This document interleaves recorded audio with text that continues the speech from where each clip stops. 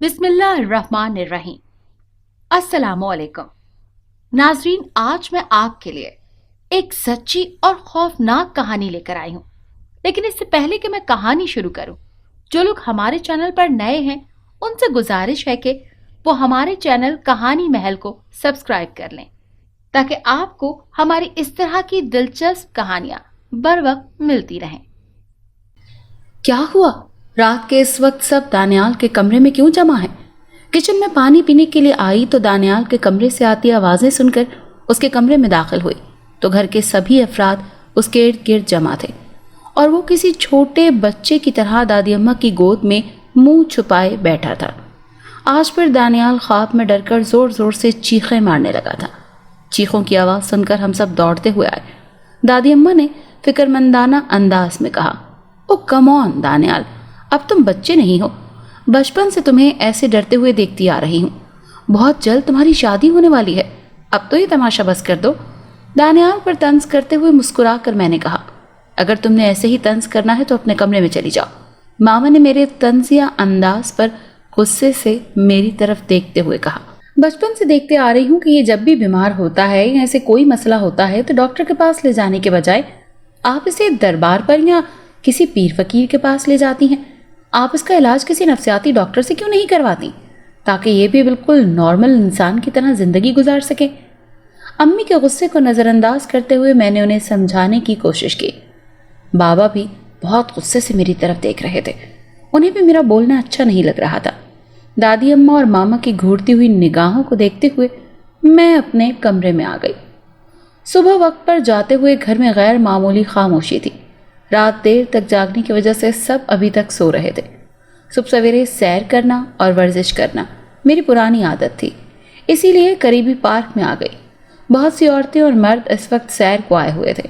हाथों में तस्बीह पकड़े इधर उधर तेज कदमों से चल रहे थे। वॉक से वापसी पर हॉल में दाखिल हुई तो सब नाश्ता करने में मसरूफ थे। हाथ धोकर मैं भी नाश्ते की टेबल पर बैठ गई। दानियाल नाश्ता नहीं कर रहा। अब इसकी सेहत कैसी है, इसकी गैर मौजूदगी महसूस करते हुए मैंने पूछा। रात देर तक जागने की वजह से वो अभी तक सो रहा है और मैंने उसे जगाना मुनासिब नहीं समझा ताकि वो अपनी नींद पूरी कर सके। मामा ने मेरी तरफ देखते हुए जवाब दिया। वो मेरी रात की गई बातों की वजह से शायद मुझसे नाराज़ थी, इसीलिए मेरी तरफ देख भी नहीं रही थी। सब बहुत खामोशी से नाश्ता कर रहे थे। बाबा, आप क्या समझते हैं कि आज के इस तरक्की याफ्ता दौर में भी, जब इंसान बहुत से सैयारों को तस्खीर कर चुका है, इस तरक्की याफ्ता दौर में भी जिन और भूत किसी इंसान को तंग कर सकते हैं? बाबा बहुत खामोशी से नाश्ता कर रहे थे जब मैंने उन्हें मुखातिब करते हुए पूछा, तुम चंद साल मुल्क से बाहर क्या रह आई हो, हमें तो तुम जाहिल ही समझने लग गई हो। क्या तुम इस हकीकत से इनकार कर सकती हो कि जिन्नात इस दुनिया में मौजूद नहीं हैं? बाबा के बजाय दादी अम्मा ने गुस्से से मेरी तरफ देखते हुए पूछा। आप तो खामखा गुस्से में आ गई हैं। मैं तो सिर्फ ये जानने की कोशिश कर रही थी कि दानियाल को सच में कोई आसेबी मसला है या बीमारी है। दादी अम्मा के गुस्से में जवाब देने पर मैंने धीमे लहजे से कहा, आप सब लोगों को मेरी बातें न जाने क्यों बुरी लगती हैं। यही मैं बचपन से देखती आ रही हूँ कि आप दोनों उसे कभी किसी दरबार पर और कभी किसी रूहानी बुजुर्ग के पास लेकर पहुंच जाते हैं। मैं सिर्फ ये चाहती हूँ कि उसको किसी नफ्सियाती डॉक्टर को चेक करवाया जाए और उसका इलाज भी करवाया जाए ताकि वो भी एक नॉर्मल इंसान की तरह जिंदगी गुजार सके। मामा की तरफ देखते हुए मैंने कहा, क्योंकि वो मेरी किसी बात का जवाब ही नहीं दे रही थी। ये उनकी नाराज़गी का इजहार था। वो बिल्कुल सेहतमंद है और एक नॉर्मल इंसान की तरह जिंदगी गुजार रहा है, सिर्फ कभी कभी ख्वाब में डर जाता है। अगर वो नॉर्मल ना होता तो अपने बाप के साथ ऑफिस कैसे जा सकता था, और तुम कैसे अब नॉर्मल कह सकती हो उसे? मामा ने चाय का कप जोर से टेबल पर रखते हुए कहा। मैंने उसे अब नॉर्मल नहीं कहा, सिर्फ आपको समझाने की कोशिश कर रही हूँ कि इसका मसला इतना बड़ा मसला नहीं है। नफ्सियाती इलाज से वो बेहतर हो सकता है, लेकिन पता नहीं आप सब ने मेरी बात की मुखालिफत क्यों करनी होती है। दानियाल मेरा भाई है और मैं चाहती हूँ कि वो हमेशा सेहतमंद और तंदुरुस्त रहे। आप लोग शायद मुझे उसका दुश्मन समझने लग गए हैं, इसीलिए मेरी हर बात पर आप सबको गुस्सा आ जाता है। मामा के इतने शदीद रद्द अमल पर मैंने भी गुस्से का इजहार करते हुए कहा और नाश्ता छोड़कर अपने कमरे में आ गई। न जाने ये लोग कब समझेंगे जन्नात और भूतों के चक्कर से कभी निकलेंगे भी या नहीं। कमरे में आकर मैंने गुस्से से बड़बड़ाते हुए कहा। बहुत देर तक कमरे में ही रहने के बाद जब मैं नीचे वाली मंजिल में आई, हॉल में सोफे पर नींद दराज टीवी देखने में मसरूफ थी और दादी अम्मा तेल के साथ उसके सर का मसाज कर रही थी। मामा भी बैठी हुई थी। अस्सलाम वालेकुम, कैसे हो दानियाल? नाश्ते के दौरान होने वाली तलखी को भुलाते हुए मैंने दानियाल को देखते हुए ऊंची आवाज़ में सलाम किया। वालेकुम अस्सलाम, तुम सुनाओ, पाकिस्तान के मौसम ने तुम्हें परेशान तो नहीं किया? तुम्हारी सेहत ठीक है ना? टीवी की आवाज़ आहिस्ता करते हुए उसने पुरजोश अंदाज से पूछा। पाकिस्तान का मौसम मुझे क्यों परेशान करेगा? इसी मौसम ने तो अपनी सारी ज़िंदगी में गुजारी है। चंद साल ही में तो मुल्क से बाहर रही हूँ मैं। इतनी जल्दी में यहाँ के मौसमों को कैसे भुला सकती हूँ? सोफे पर बैठते हुए मैंने मुस्कुरा कर कहा। शुक्र है मेरी बेटी को यहाँ के मौसम तो याद हैं। मैं तो समझी थी कि 3-4 सालों में तुम यहाँ के मौसमों को भी भूल चुके होगे। मामा ने मुस्कुराते हुए मेरी तरफ देखकर कहा। पता नहीं आप लोग मुझे समझते क्या हैं? मैं मुल्क से बाहर पढ़ने के लिए गई थी और पढ़कर वापस आ गई हूँ। किसी भी इंसान के लिए अपनी जाए पैदाइश और जहाँ उसका बचपन गुजरा हो उसको भुलाना मुमकिन नहीं होता। मामा के तंज को नज़रअंदाज करते हुए मैंने कहा। अब तुम्हारे आगे क्या इरादे हैं? बाबा के बिजनेस में उनका साथ दोगी या अलग से कुछ करना चाहती हो? दानियाल ने गुफ्तगू का रुख बदलते हुए कहा। हाँ, अब इस सिलसिले में बाबा से मशवरा करूंगी कि वो क्या चाहते हैं, फिर उनके कहने के मुताबिक अमल करने की कोशिश भी करूंगी, मैंने जवाब दिया। अगर बाबा ने मुझसे पूछा तो मैं तो यही कहूँगा कि तुम हमारे बिजनेस में हमारा साथ दो, इसमें हम सबका फ़ायदा होगा। दानियाल ने संजीदा अंदाज में कहा। तो तुम एकदम ही पक्के बिजनेसमैन वाली बातें करने लग पड़े हो, मैंने मुस्कुराते हुए कहा। तो सब ही हंसने लगे। अगर आज तुम ऑफिस नहीं जा रहे तो किसी अच्छे से साइकाइट्रिस्ट से अपॉइंटमेंट ले लूँ, उसे अच्छे मूड में देखकर मैंने मशवरा दिया। अच्छा, वो क्यों? मुझे कोई नफ्सियाती मसला नहीं है, फिर मुझे किसी डॉक्टर से अपॉइंटमेंट लेने की क्या ज़रूरत है? उसने तेज़ लहजे में जवाब दिया। मैं तुम्हारी भलाई चाहती हूँ, इसीलिए तुम्हें अच्छा मशवरा दे रही हूँ। आज के तरक्की याफ्ता दौर में भूत प्रेत की बातें अजीब नहीं लगती तुमको? तुम क्यों इन दक़ैनुसी बातों में उलझे हुए हो? अपना इलाज करवाओ। उसके लहजे की काट को नज़रअंदाज करते हुए मैंने कहा।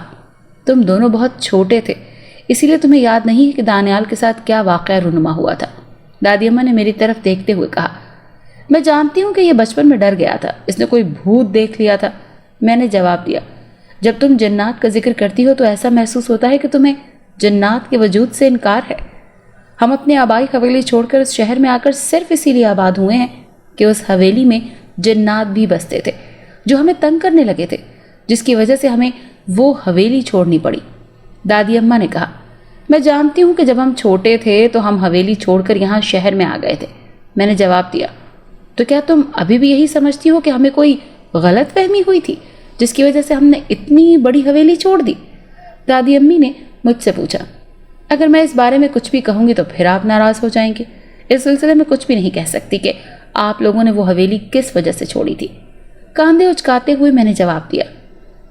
इसका मतलब तो ये है कि तुम हमें बेवकूफ़ समझती हो। तुम्हारी नज़र में हमारा आबाई हवेली छोड़कर शहर मुंतकिल हो जाना महज एक बहाना था।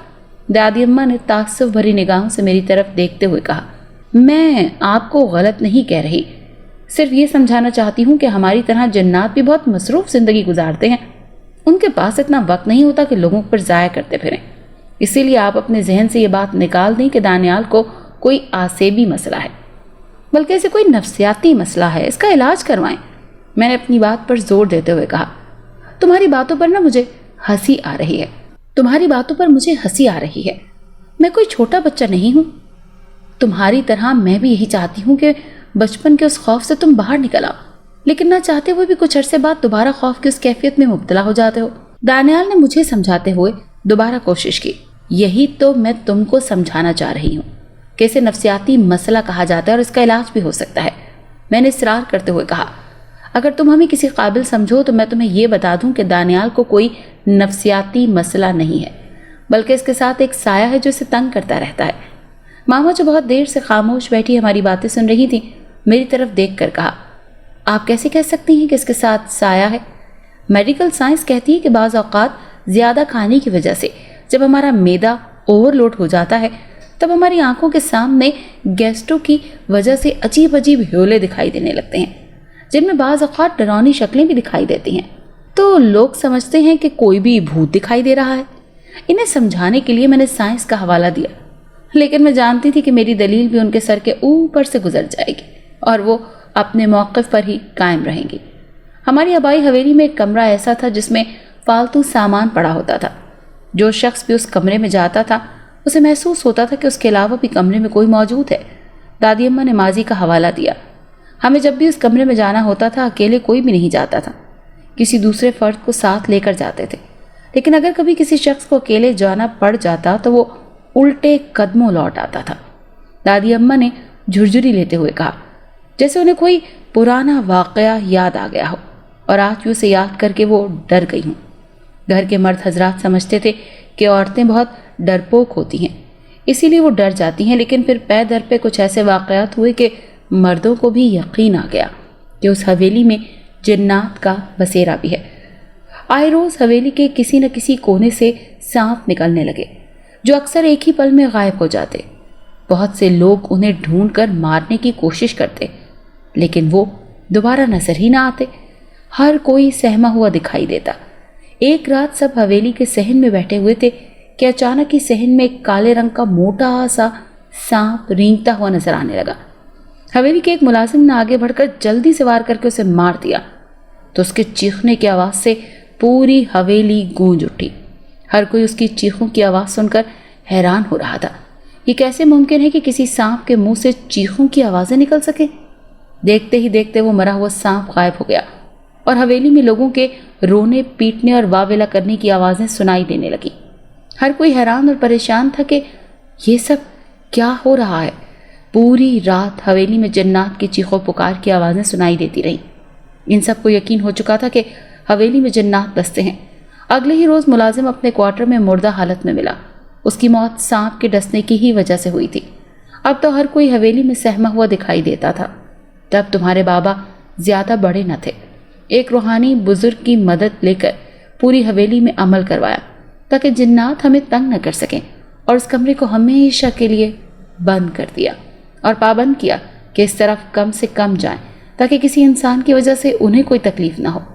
اس سے پہلے کہ ہماری لا علمی کی وجہ سے ان کا ایک شخص مارا جا چکا تھا، اب حویلی میں کچھ سکون محسوس ہوتا تھا۔ زندگی پہلے کی طرح پرسکون ہو گئی تھی۔ تمہاری ماں کی شادی کے بعد سے دوبارہ ہمیں بہت سے مسائل کا سامنا ہونے لگا۔ اب تو حویلی میں ہر طرف سائے چلتے ہوئے دکھائی دینے لگے تھے۔ آس پاس کے گھروں کے لوگ بھی ہمیں کہتے تھے کہ رات کو حویلی کی چھت پر بہت سے لوگ دکھائی دیتے ہیں۔ ایسے لگ رہا تھا جیسے کوئی شادی کا فنکشن ہو۔ شروع میں صرف شام کے بعد اندھیرا چھانے جاتا تو لمبے لمبے سائے چلتے ہوئے دکھائی دیتے۔ آہستہ آہستہ دن کو بھی دکھائی دینے لگے۔ تم بہت چھوٹی تھی، ہر وقت تمہیں نظروں کے سامنے رکھا جاتا تاکہ تمہیں کچھ نہ ہو جائے۔ تمہاری ماں اس بات پر بضد تھی کہ اس حویلی کو چھوڑ کر شہر منتقل ہو جاتے ہیں، لیکن تمہارے بابا اس بات کے لیے راضی نہیں ہوتے تھے۔ دانیال کی پیدائش کے بعد تو میں بھی یہی چاہتی تھی کہ ہم اس حویلی کو چھوڑ دیں، لیکن تمہارے بابا اس کے لیے ہرگز بھی راضی نہیں تھے۔ دانیال چند برس کا تھا جب ایک دن اچانک ہی غائب ہو گیا۔ سارے گھر میں اچھی طرح ڈھونڈنے کے بعد ہم سب مایوس ہو چکے تھے۔ میرا خیال تھا کہ کسی دشمن نے یہ حرکت کی ہے۔ جب اچانک ہی تمہاری ماں نے برسوں سے بند کمرے کا تالا کھولا تو دانیال سامنے فرش پر بے ہوش پڑا تھا۔ جب تک اسے ہوش نہ آئی ہم سولی پر لٹکے رہے۔ اس کے چند دن بعد ہی رات کے وقت یہ میرے پاس سویا ہوا تھا، جب اچانک ہی چیخیں مارتا ہوا اٹھ گیا اور ہاتھ سے دیوار کی طرف اشارہ کرتے ہوئے بار بار کہتا تھا کہ اسے کمرے سے باہر نکالیں، وہ مجھے مار دے گا۔ اس کی حالت یہ تھی کہ تمہارے بابا بھی شہر آنے کے لیے مجبور ہو گئے۔ اس دن سے لے کر آج تک یہ اکثر رات کو ڈر جاتا ہے۔ دن کے وقت بھی اسے محسوس ہوتا ہے کہ کوئی اس کے پیچھے پیچھے چل رہا ہے، کسی نے اس کے کان میں سیٹی بجائی ہے۔ تمہارے سامنے ہی ہے، ہم نے اس کی صحت یابی کے لیے کیا کچھ نہیں کیا۔ جہاں بھی روحانی بزرگ یا دربار کا پتہ چلتا ہے تو ہم اسے وہاں لے کر جاتے ہیں۔ آگے اللہ کی مرضی، وہ جسے چاہے جب چاہے شفا دیتا ہے۔ دادی اماں نے دانیال سے متعلق وہ واقعہ دوبارہ سنایا جسے آج سے پہلے بھی میں سینکڑوں بار نہ صرف سن چکی تھی بلکہ بہت سے جاننے والوں کو بھی سنا چکی تھی۔ انہیں اس بات کا پختہ یقین تھا کہ دانیال کے ساتھ کوئی سایہ ہے، اسی لیے میری ہر طرح کی دلیل انہیں قائل نہ کر سکی۔ کسی بھی بات کا جواب دینے کے بجائے میں خاموشی سے اپنے کمرے میں ہی واپس چلی گئی۔ میں دل سے چاہتی تھی کہ دانیال بالکل صحت مند ہو جائے اور عام انسان کی طرح زندگی گزارے۔ اس کے لیے مجھے جو بھی کرنا پڑا میں ضرور کروں گی۔ دل ہی دل میں نے خود سے عہد کیا۔ اللہ کا شکر ہے کہ بہت دنوں سے دانیال کی طبیعت اچھی تھی۔ اسے کوئی ڈرانا خواب یا اس طرح کا مسئلہ نہیں ہوا تھا۔ آج موسم بہت خوشگوار تھا۔ شام کا وقت لان میں بیٹھ کر سب باتیں کرنے میں مصروف تھے۔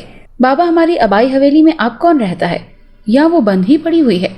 باتوں کے دوران اچانک ہی میں نے بابا سے پوچھا تو وہ سب ایسی نظروں سے میری طرف دیکھنے لگے جیسے میں نے کوئی انہونی باتیں شروع کر دی ہیں۔ میں زمین کے معاملات دیکھنے کے لیے جب بھی گاؤں جاتا ہوں تو ڈرائنگ روم کھول کر اس میں بیٹھ جایا کرتا تھا۔ پھر آہستہ آہستہ میں نے شہر میں ہی اپنا کاروبار سیٹ کرنا شروع کر دیا تو گاؤں آنا جانا بہت کم ہو گیا ہے۔ زمین کے معاملات سب کے سب منشی کے حوالے کر دیے ہیں۔ اب اگر گاؤں جانا بھی ہو تو زمین کو دیکھ کر واپس آ جاتا ہوں۔ حویلی کی طرف جانے کا کبھی اتفاق ہی نہیں ہوا۔ بابا نے تفصیل سے بتایا۔ اب تو وہ حویلی بہت بوسیدہ اور پرانی ہو چکی ہوگی۔ دانیال نے میری طرف دیکھتے ہوئے کہا، آج بیٹھے بٹھائے تمہیں حویلی کا خیال کیسے آ گیا؟ ماما نے کھوجتی ہوئی نگاہوں سے میری طرف دیکھ کر پوچھا۔ بس ایسے ہی میرے ذہن میں خیال آیا تو میں نے پوچھ لیا، لاپرواہی سے میں نے جواب دیا۔ میں ہر طرح سے دانیال، ماما اور دادی اماں کو سمجھانے کی کوشش کی کہ دانیال کو کسی اچھے سے سائیکائٹرسٹ کو چیک کروایا جائے، لیکن وہ میری کوئی بات سننے کے لیے تیار ہی نہ تھے۔ اپنی بات سچ ثابت کرنے کے لیے میں نے ایک مشکل فیصلہ کیا۔ میری توقع کے عین مطابق سبھی نے میری مخالفت کی۔ میں نے فیصلہ کیا کہ میں اپنی حویلی میں جا کر چند دن رہوں گی اور یہ ثابت کروں گی کہ اس حویلی میں جنات کا کوئی وجود نہیں ہے۔ دادی اماں کی طبیعت آج کچھ ناساز تھی، اسی لیے سب ان کے کمرے میں جمع تھے۔ جب میں نے سب کو اپنے پروگرام کے بارے میں بتایا، تمہارا دماغ تو خراب نہیں ہو گیا؟ تم اس حویلی میں کیا کرنے جاؤ گی؟ ماما نے غصے سے کہا۔ میں یہ ثابت کرنے کے لیے جاؤں گی کہ اس حویلی میں کوئی جنات نہیں بستے اور نہ ہی دانیال کے ساتھ کوئی جن یا سایہ ہے، میں نے اٹل لہجے میں جواب دیا۔ مجھے لگتا ہے تمہارا دماغ خراب ہو چکا ہے۔ دانیال کے بجائے تمہیں کسی دماغی ڈاکٹر کے پاس لے کر جانا چاہیے۔ دادی اماں نے میری دماغی حالت پر شک کرتے ہوئے کہا۔ غصے اور حیرت سے مجھے دیکھنے لگی۔ دعا بیٹا، میں تمہیں ہرگز بھی اس ایڈونچر کی اجازت نہیں دوں گا، اس حویلی میں جانا نہیں ہوگا، بابا نے دھیمے لہجے سے مجھے سمجھاتے ہوئے کہا۔ بابا، میرا مقصد کسی کی دل آزاری کرنا نہیں ہے، میں تو صرف یہ بتانا چاہتی ہوں کہ جنات اس حویلی میں نہیں بستے اور نہ ہی جنات انسانوں کو تنگ کرنے کے لیے اپنا گھر بار چھوڑ کر جاتے ہیں۔ آپ کیا سمجھتے ہیں کہ برسوں سے کوئی جن اپنا گھر بار، بیوی، بچے چھوڑ کر دانیال کے ساتھ اسے تنگ کرنے کے لیے لگا ہوا ہے؟ میں نے بابا سے پوچھا۔ جنات کی حقیقت سے انکار نہیں کیا جا سکتا اور جنات انسانوں کو تنگ کرتے ہیں، اس کے بہت سے واقعات ہم نے سنے ہیں۔ بابا نے ایک بار پھر مجھے سمجھانے کی کوشش کی۔ آپ بالکل ٹھیک کہہ رہے ہیں، ہم نے بھی آج تک بہت سے سنے ہیں، لیکن ہم نے جنات کو اپنی آنکھوں سے تو نہیں دیکھا۔ سنی سنائی باتوں پر یقین کرنا تو بالکل بے وقوفی ہے، میں نے مدبرانہ انداز سے کہا۔ مجھے تو اس لڑکی کی دماغی حالت پر شک ہو رہا ہے۔ یہ چند سال ملک سے باہر کیا گزار آئی ہے، خود کو سچ مچ کی کوئی گوری میم سمجھنے لگی ہے۔ گاؤں کے لوگ بھی نہ جانے کیا سمجھیں گے کہ ہم نے اتنی دور ایک جوان لڑکی کو اکیلے کیوں بھیج دیا ہے۔ دادی اماں تو ایک دم سے بہت غصے میں آ گئی اور مجھے برا بھلا کہنے لگی۔ مجھے ایسے ہی شدید رد عمل کی امید تھی۔ میں نے خود کو ذہنی طور پر ان حالات کے لیے تیار کیا ہوا تھا۔ ابراڈ جا کر تمہارا دماغ سچ میں خراب ہو چکا ہے، اس حویلی میں جا کر رہنا کسی طور بھی ممکن نہیں ہے، دانیال نے بھی مجھے سمجھاتے ہوئے کہا۔ جنات کے وجود سے انکار کرنا ہی مسلمان کو زیب نہیں دیتا۔ اللہ تعالیٰ نے قرآن پاک میں جنات کا ذکر کیا ہے، ہم اور ایک پوری سورت جنات کے حوالے سے قرآن پاک میں شامل ہے، پھر تم جنات کے وجود سے کیسے انکار کر سکتی ہو؟ ماما نے غصے میں مجھ سے کہا۔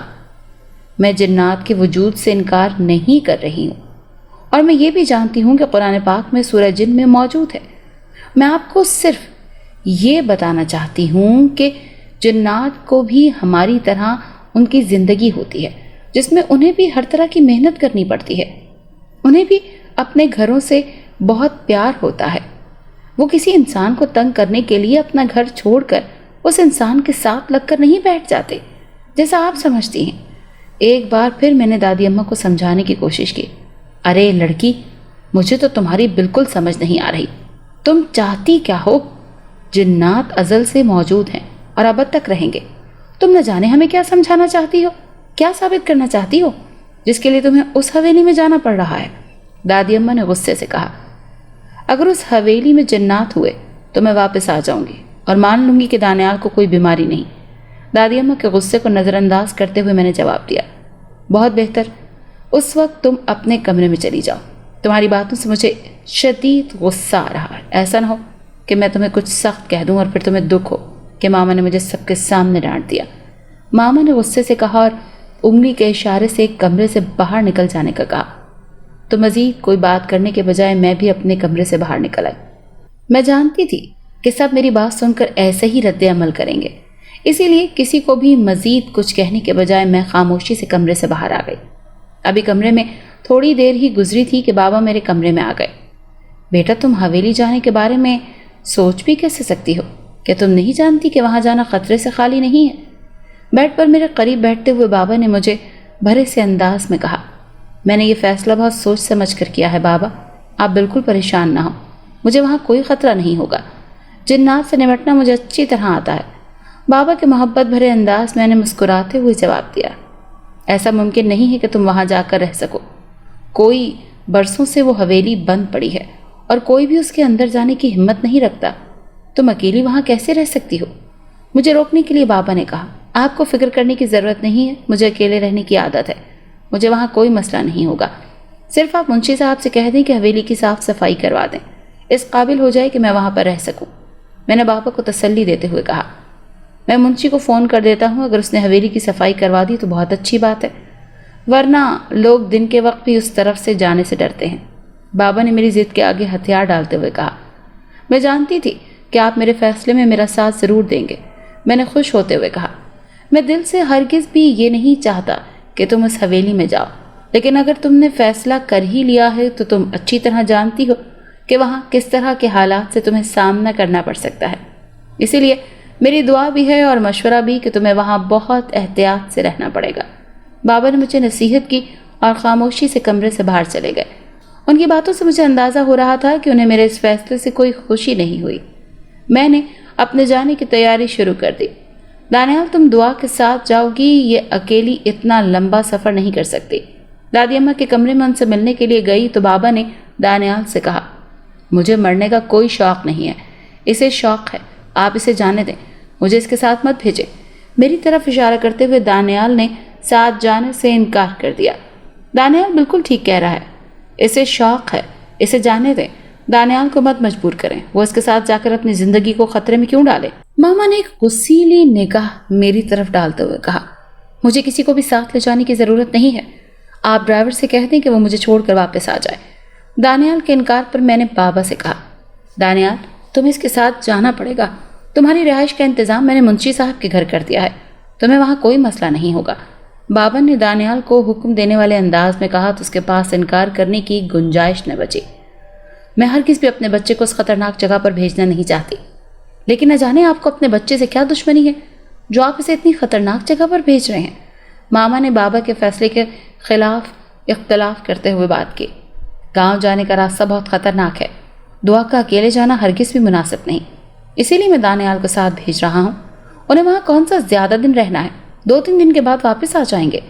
بابا نے ماما کو تسلی دیتے ہوئے کہا، نہ چاہتے ہوئے بھی ماما اور دادی اماں کو بابا کی بات ماننا پڑی۔ اگر تم نے صبح میرے ساتھ جانا ہے تو رات کو ہی اپنی پیکنگ کر لینا، صبح سویرے یہاں سے نکلنا ہوگا۔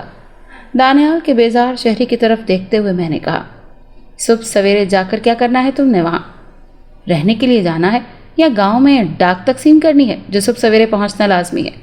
دانیال نے انتہائی بے چارگی سے طنزیہ انداز میں کہا تو اس کی بات پر مجھے ہنسی آ گئی۔ یہاں سے گاؤں تک پہنچتے پہنچتے ہمیں شام ہو جائے گی، گاؤں کی سڑکیں بھی ٹوٹی پھوٹی ہوتی ہیں، اگر ہمیں دیر ہو گئی تو راستے میں اندھیرا ہو جائے گا اور ڈرائیور کے لیے بھی گاڑی چلانا ذرا مشکل ہوگا۔ ہنسی کو روکتے ہوئے میں نے آنے والے مسائل سے آگاہ کیا تاکہ وہ صبح جلدی تیار ہو جائے۔ سب کو اللہ حافظ کہہ کر میں بھی اپنے کمرے میں آ گئی۔ ایک بار پھر سے اچھی طرح اپنا بیگ چیک کرنے لگی تاکہ کوئی سامان بھول نہ جاؤ جس کی وجہ سے جا کر ضرورت پڑے اور مسائل کا سامنا کرنا پڑے۔ اچھی طرح سے اپنا سامان دیکھ کر بیگ بند کر دیا اور بیڈ پر لیٹ کر سونے کی کوشش کرنے لگی تاکہ صبح کے وقت پر آنکھ کھل جائے۔ موبائل پر الارم بجتے ہی میں بستر چھوڑ کر اٹھ گئی۔ جلدی سے جا کر دانیال کو بھی جگا دیا تاکہ دیر نہ ہو جائے۔ وہ میرے ساتھ جانا بالکل بھی نہیں چاہتا تھا، لیکن بابا کی وجہ سے اسے جانا پڑ رہا تھا، اسی لیے بہت غصے میں دکھائی دے رہا تھا۔ ناشتے کے فوراً بعد ہی ہم گھر سے نکل گئے۔ بابا نے سارا ضروری سامان گاڑی میں رکھوا دیا تھا تاکہ ہمیں وہاں پر کوئی بھی پریشانی نہ ہو۔ دانیال تو سفر شروع ہوتے ہی سو گیا۔ گاڑی بہت تیزی سے اپنی منزل کی طرف جا رہی تھی۔ میں گاؤں پہنچ کر وہ حویلی دیکھنے کے لیے بہت پرجوش تھی۔ مجھے یقین تھا کہ میں یہ ثابت کر دوں گی کہ حویلی میں کوئی جنات نہیں بستے۔ جنات کا ٹھکانہ آبادی نہیں ہوتا، وہ آبادی سے ہٹ کر رہنا پسند کرتے ہیں۔ شام تک ہم گاؤں پہنچے۔ منشی صاحب گھر سے باہر نکل کر ہمارا استقبال کرنے لگے اور ہمیں اپنے گھر میں لے گئے۔ منشی صاحب نے اپنے گھر پر ہی ہمارے کھانے پینے کا انتظام کیا ہوا تھا۔ مجھے یہ سمجھ نہیں آ رہی تھی کہ آپ اس حویلی میں کیوں جانا چاہتی ہیں۔ اب یہ حویلی بھوت بنگلے کے نام سے مشہور ہو چکی ہے۔ ہم تو دن کے وقت بھی اس طرف جانے سے ڈرتے ہیں۔ کھانے کے دوران منشی صاحب نے میری طرف دیکھ کر حیرت سے پوچھا، آپ پریشان نہ ہوں، مجھے کوئی مسئلہ نہیں ہوگا، میں بہت جلد آپ کو یہ بتا دوں گی کہ حویلی میں کوئی جنات نہیں رہتے۔ میں نے لاپرواہی سے جواب دیا، آپ کو یہ بات سمجھ جانا چاہیے کہ وہاں جانا آپ کی زندگی کو خطرے میں ڈال سکتا ہے۔ منشی صاحب نے اپنی بات پر اصرار کرتے ہوئے کہا، میری زندگی کو کوئی خطرہ نہیں ہو سکتا، اگر کوئی ایسا مسئلہ ہوا تو میں فوری طور پر حویلی سے باہر آ جاؤں گی۔ میں نے دو ٹوک لہجے میں جواب دیا تو منشی صاحب کو خاموش ہونا پڑا۔ کھانے کے فوراً بعد ڈرائیور نے واپسی کا سفر شروع کر دیا۔ دانیال اور منشی صاحب مجھے چھوڑنے کے لیے میرے ساتھ چل پڑے۔ حویلی گاؤں سے باہر سنسان جگہ پر تھی۔ ایک بار پھر اچھی طرح سوچ لو، ایسا نہ ہو کہ بعد میں تمہیں اپنے فیصلے پر پچھتانا پڑے۔ دور سے ہی ویران سنسان حویلی کو دیکھتے ہوئے دانیال نے مجھ سے کہا، میرا شمار ان لوگوں میں نہیں ہوتا جو اپنے فیصلوں پر پچھتاتے ہیں۔ میں نے فخریہ انداز سے کہا، اکثر دوسرے ملک سے پڑھ کر آنے والی لڑکیاں ایسی ہی خود سر ہو جاتی ہیں۔ منشی صاحب نے دانیال کے کاندھے پر ہاتھ رکھتے ہوئے کہا، انہیں اندازہ ہو چکا تھا کہ میں کسی کے بھی کہنے پر اپنا فیصلہ بدلنے والی نہیں ہوں، اسی لیے انہوں نے دانیال کو خاموش رہنے کا کہا۔ حویلی کے بڑے سے گیٹ کے سامنے پہنچ کر منشی صاحب نے میرا بیگ زمین پر رکھا اور جیب سے چابیوں کا گچھا نکال کر میری طرف بڑھایا۔ سب سے بڑی چابی اس گیٹ کی ہے، بڑے سے تالے کی۔ ہم نے ڈرائنگ روم اور کچن کی صفائی کر دی ہے۔ آپ آج رات یہاں رکیں، اس کے بعد بھی اگر آپ اپنے فیصلے پر قائم رہی تو پھر ہم ساری حویلی کی صفائی کروا دیں گے۔ منشی صاحب نے چابیوں کا گچھا میری طرف بڑھاتے ہوئے کہا۔ ان کے ہاتھ سے چابی لے کر میں نے آگے بڑھ کر تالا کھولا اور ایک پٹ کھول کر اندر داخل ہو گئی۔ دانیال کے چہرے پر پریشانی کے اثرات دکھائی دے رہے تھے۔ تم پریشان مت ہو، انشاءاللہ صبح ملاقات ہوگی۔ زمین پر پڑا ہوا اپنا بیگ اٹھاتے ہوئے میں نے دانیال کو تسلی دینے کی کوشش کی اور آگے بڑھ گئی۔ حویلی کی حالت باہر سے جتنی بوسیدہ نظر آ رہی تھی، اندر سے اس سے بھی بری تھی۔ ہر طرف درختوں کے پتے ہی پتے بکھرے ہوئے تھے۔ یہ بوسیدہ حویلی کسی دور میں بہت شاندار دکھائی دیتی ہوگی۔ اس کی اونچی عمارت اس کی شان و شوکت کی کہانی سناتی دکھائی دے رہی تھی۔ ڈرائنگ روم کا دروازہ کھولا تو سیلن کی بو میرے نتنوں سے ٹکرائی۔ بیگ زمین پر رکھ کر میں نے آگے بڑھ کر کھڑکیوں کے پٹ کھول دیے۔ کھڑکیوں سے روشنی اندر داخل ہوئی تو کمرے کا منظر صاف دکھائی دینے لگا۔ یہ ایک بڑا سا کمرہ تھا جس نے بہت سی کرسیاں اور صوفے پڑے ہوئے تھے۔ کمرے کے وسط میں دو بڑے میز موجود تھے۔ باہر کی نسبت یہ کمرہ صاف تھا۔ سامان سے خوشبو نکال کر میں نے سارے کمرے میں چھڑکاؤ کیا تاکہ سیلن کی بو ختم ہو جائے۔ کمرے کی کھڑکیاں کھول کر پنکھے بھی چلا دیے۔ اس کام سے فارغ ہو کر میں نے کچن کا رخ کیا۔ کچن کچھ ہی فاصلے پر برآمدے کے کونے میں بنا ہوا تھا۔ اس حویلی کا چپا چپا مجھے یاد تھا۔ میں نے اپنا ابتدائی بچپن یہیں پر گزارا تھا۔ کچن کا دروازہ کھولا تو وہاں سے بھی سیلن کی بو آ رہی تھی۔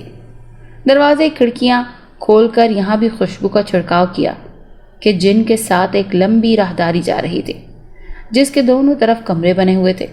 ہر کمرے کے دروازے پر تالا جھول رہا تھا۔ تالے دیکھ کر مجھے ہنسی آ گئی۔ اس حویلی میں جنات کا بسیرا تھا تو پھر تالے لگانے کی کیا ضرورت تھی؟ جنات کے لیے تالے کوئی اہمیت نہیں رکھتے۔ میں نے مسکراتے ہوئے سوچا۔ اس گھر کے مکینوں کی سادگی پر مجھے ہنسی آ رہی تھی۔ اچھی طرح سے حویلی کا جائزہ لینے کے بعد میں کمرے میں آ گئی۔ اندھیرا ہونے سے پہلے میں سوئچ بورڈ ڈھونڈ کر لائٹس آن کر چکی تھی۔ بہت سے بٹن خراب تھے۔ کمرے میں آ کر اپنے سامان میں سے ایمرجنسی لائٹس نکالی اور قریب ہی رکھ لی تاکہ ضرورت کے وقت مجھے پریشانی کا سامنا نہ کرنا پڑے۔ کھانا دیر سے کھایا، اسی لیے اس وقت کھانے کی کوئی طلب نہیں تھی۔ الیکٹریکل کیٹل کی مدد سے میں نے چائے بنائی اور لیپ ٹاپ پر کام کرنے کے لیے چائے ساتھ پینے لگ گئی۔ چائے نے ساری تھکان اتار دی۔ لیپ ٹاپ بند کر کے میں فون پر گیم کھیلنے میں مصروف ہو گئی۔ فون اسکرین پر دانیال کا نام جگمگانے لگا۔ اس کا نام دیکھ کر مجھے ہنسی آ گئی۔ ابھی وہ اس وقت میری وجہ سے شدید پریشان تھا۔ بہن بھائی آپس میں کتنا بھی لڑتے رہیں لیکن ہمیشہ ایک دوسرے کا احساس رہتا ہے۔ کیسی ہو تم؟ ٹھیک ہو نا؟ کوئی مسئلہ تو نہیں ہے؟ فون آن کر کے جیسے ہی میں نے کان کے ساتھ لگایا تو دانیال کی پریشان آواز میرے کانوں سے ٹکرائی۔ اللہ کا شکر ہے میں بالکل ٹھیک ہوں اور مجھے کوئی بھی پریشانی نہیں ہے۔ اسے تسلی دینے کے لیے میں نے ہنستے ہوئے کہا، اچھا ٹھیک ہے، اگر کوئی مسئلہ ہوا تو مجھے کال کر لینا۔ دانیال نے شکر ادا کرتے ہوئے کہا اور فون بند کر دیا۔ وقت گزارنے کے لیے میں بہت دیر تک فون پر گیم کھیلتی رہی۔ مجھے تو یہاں ایسے کوئی بھی اثرات نظر نہیں آئے تھے جس کی وجہ سے ماما بابا یہ حویلی چھوڑ کر شہر منتقل ہو گئے تھے۔ مجھے اپنی جیت پکی نظر آ رہی تھی۔ مجھے امید تھی کہ میں خود کو سچا ثابت کر لوں گی۔ اب مجھے نیند آ رہی تھی۔ فون بند کر کے میں اسی صوفے پر سونے کے لیے لیٹ گئی۔ جلدی نیند کی دیوی مجھ پر مہربان ہو گئی۔ آدھی رات کے وقت پیاس کی شدت سے میری آنکھ کھل گئی۔ پانی کی بوتل اور کھانے پینے کا سامان میں کچن کے ایک کیبن میں رکھائی تھی۔ ایمرجنسی لائٹ ہاتھ میں پکڑ کر میں کچن میں آ گئی۔ کیبن کھول کر پانی کی بوتل باہر نکالی اور ڈھکن کھول کر بوتل کو منہ سے لگا کر پانی پیا۔ جب کچن سے باہر نکلی تو سارا منظر ہی بدل چکا تھا۔ اندھیرے میں ڈوبی ہوئی یہ حویلی ایک دم سے روشنیوں سے جگمگانے لگی۔ برسوں سے بند حویلی اچانک سے ایک خوبصورت محل دکھائی دینے لگی۔ بہت سے باوردی ملازم ادھر ادھر گھومتے ہوئے دکھائی دے رہے تھے۔ مجھے تو اپنی آنکھوں پر یقین نہیں آ رہا تھا۔ حیرت سے ادھر ادھر گردن گھما کر دیکھنے لگی۔ ہر طرف روشنیاں بکھری ہوئی تھیں۔ یہ خواب ہے یا حقیقت؟ یہ جاننے کے لیے میں نے آنکھیں ملنے کے لیے ہاتھ اوپر اٹھائے تو حیرت کا شدید جھٹکا لگا۔ میں تو بالکل عام سے لباس میں سوئی تھی، لیکن اس وقت میرے وجود پر انتہائی قیمتی لباس سجا ہوا تھا اور میری کلائیاں سونے کے کنگن اور چوڑیوں سے بھری ہوئی تھیں۔ میرے گلے میں بڑے بڑے ہار اور کانوں میں بالیاں جھوم رہی تھیں۔ حیرت سے میں ایک ایک چیز کو دیکھ رہی تھی۔ یہ سب کیا ہو رہا تھا مجھے کچھ سمجھ نہیں آ رہی تھی۔ چند قدم آگے بڑھ کر دیکھا تو جن دروازوں پر تالے جھول رہے تھے اب وہ کھلے ہوئے تھے اور کمروں سے باتوں کی آوازیں بھی آ رہی تھی۔ چلتی ہوئی میں پہلے دروازے پر آ کر رک گئی۔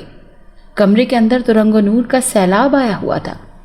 ہر طرف رنگ برنگے کپڑے پہنے خواتین نظر آ رہی تھیں، لیکن ان کی شکلیں انتہائی ڈراؤنی تھیں اور قد بھی کافی لمبے تھے۔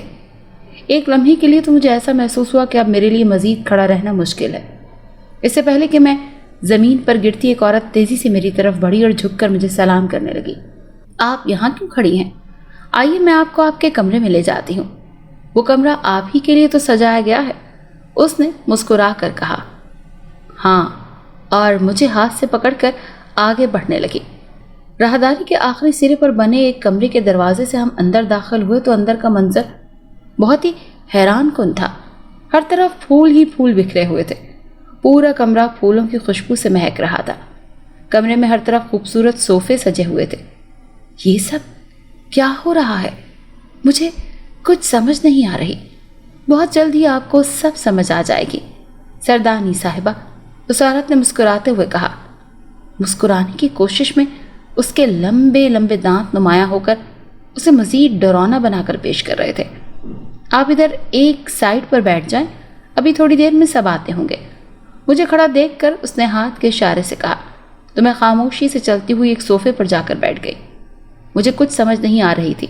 تھوڑی دیر میں کون آ جائے گا اور آپ نے مجھے سردارنی جی کیوں کہا؟ بیٹھتے ہوئے میں نے اس سے پوچھا، تھوڑی دیر میں آپ کا نکاح ہمارے قبیلے کے سردار کے ساتھ ہونے والا ہے، اسی لیے میں نے آپ کو سردارنی کہا ہے۔ اس نے پورا منہ کھول کر خوشی سے جھومتے ہوئے مجھے بتایا۔ اس کی بات سن کر میں حیرت سے گنگ رہ گئی۔ میرا نکاح ہونے والا ہے؟ حیرت سے میں نے اس سے سوال کیا۔ جی، آپ ہی کا نکاح ہونے والا ہے، بس آپ خاموشی سے جہاں بیٹھ جائیں۔ بھائی تھوڑی دیر میں ہی اس خوبصورت کمرے میں آپ ہمیشہ ہمیشہ کے لیے ہمارے سردار کی دلہن بن جائیں گے۔ یہ کمرہ خاص طور پر اسی لیے سجایا گیا ہے تاکہ نکاح کی تقریب اسی کمرے میں ہو سکے۔ وہ ہر بات خوشی خوشی مجھے بتا رہی تھی۔ میں جو یہ بات سچ ثابت کرنا چاہتی تھی کہ جنات انسانوں کے درمیان نہیں بستے بلکہ جنگلوں اور پہاڑوں میں رہتے ہیں، اپنے آپ کو سچا ثابت کرنے کے لیے میں نے خود کو مصیبت میں ڈال لیا تھا۔ اب کوئی راہ دکھائی نہیں دے رہی تھی کہ یہاں سے بھاگ جاؤں۔ وہ عورت مجھے کمرے میں بٹھا کر کمرے سے باہر چلی گئی تو میرے ذہن میں یہاں سے بھاگ جانے کا خیال آیا۔ اس سے پہلے کہ میں یہاں سے بھاگ جاتی، اچانک ہی کمرے میں ایک بزرگ عورت داخل ہوئی جو قیمتی لباس اور زیورات سے سجی ہوئی تھی۔ اس کے پیچھے ہی بہت سی عورتیں اور مرد کمرے میں داخل ہونے لگے اور بیٹھنے لگے۔ سب سے آخر میں لمبی لمبی مونچھوں اور بالوں والا ایک شخص اندر داخل ہوا جس کے گلے میں پھولوں کا ہار ڈالا ہوا تھا۔ وہ میرے ساتھ آ کر بیٹھ گیا۔ اس کے لمبے کالے بال بالکل سانپوں کی طرح دکھائی دے رہے تھے۔ ایک لمحے کے لیے تو میرا سانس حلق میں ہی اٹک گیا۔ ایسے شخص کے ساتھ زندگی گزارنے کا تصور بھی میں نے کبھی نہ کیا تھا۔ بیٹی، اپنا اور اپنے والد صاحب کا نام بتاؤ تاکہ نکاح فارم بھرا جا سکے، ایک بزرگ آدمی نے میری طرف دیکھتے ہوئے کہا۔ آپ سب کون ہیں اور مجھ سے کیا چاہتے ہیں؟ حیران ہوتے ہوئے میں نے اس بزرگ سے سوال کیا۔ ہم تمہارے سسرال والے ہیں اور تم اس محل کی رانی بننے والی ہو، سب سے پہلے تم نے داخل ہونے والے بزرگ عورت نے جواب دیا۔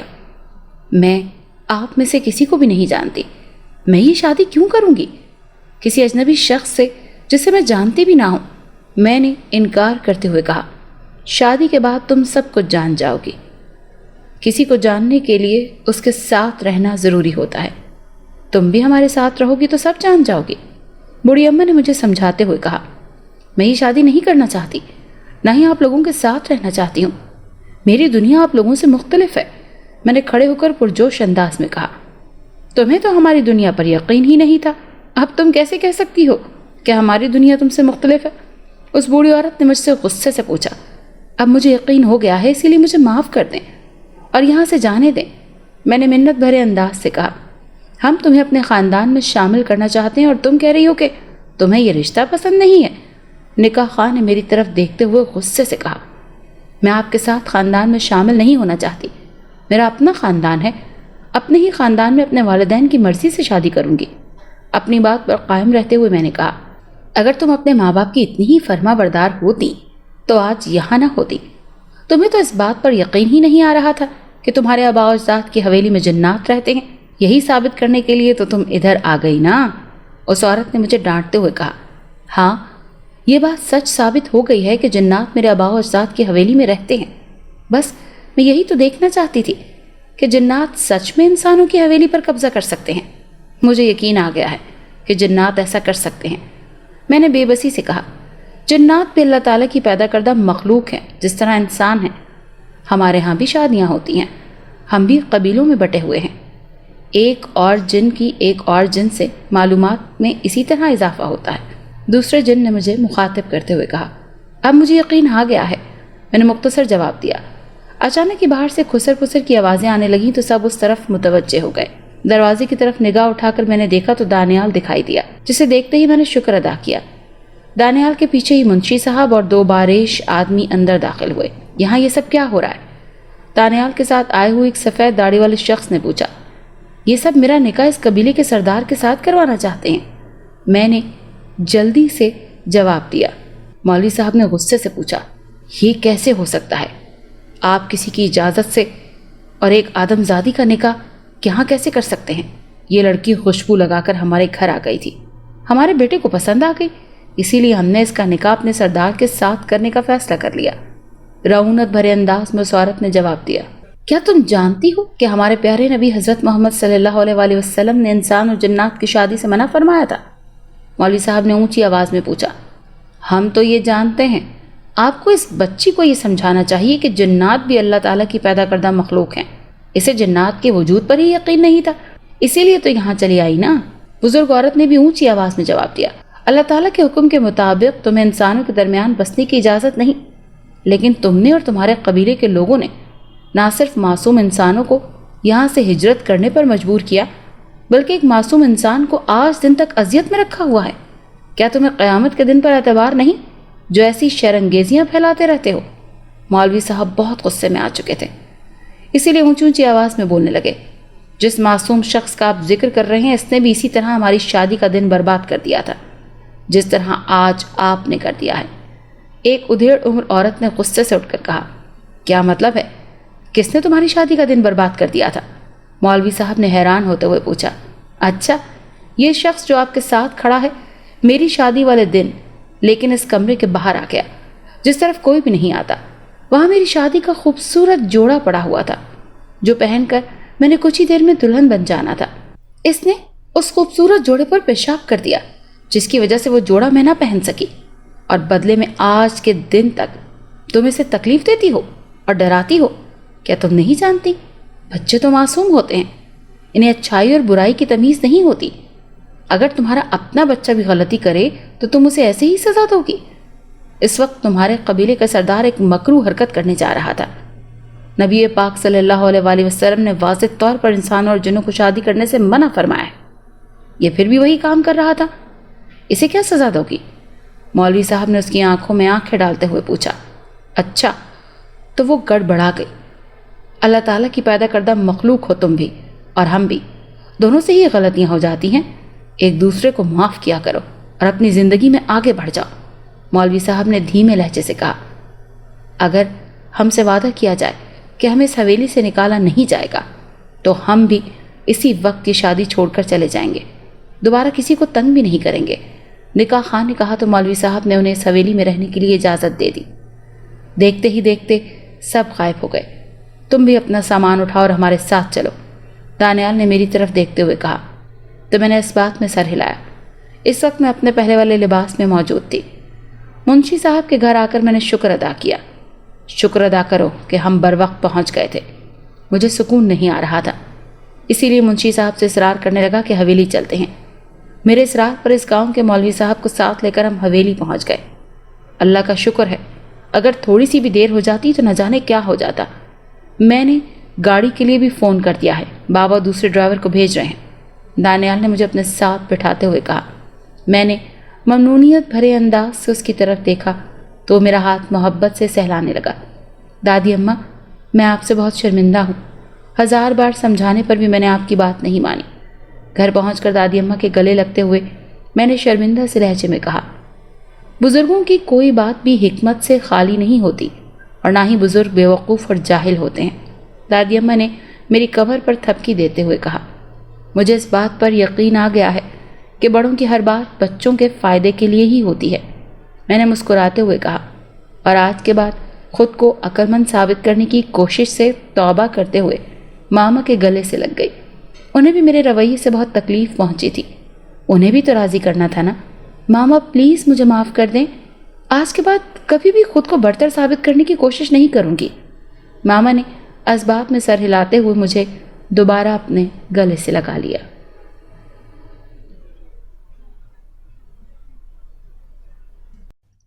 اگر آپ کو یہ کہانی اچھی لگی ہے تو اسے لائک کیجیے اور ہمارے چینل کہانی محل کو سبسکرائب کیجیے۔ اور ہاں، اگر آپ کے کسی دوست، رشتہ دار یا بہن کے ساتھ خدا نخواستہ اس طرح کا کوئی بھی واقعہ پیش آیا ہے تو ہمیں کامنٹ سیکشن میں اس کے بارے میں ضرور بتائیے۔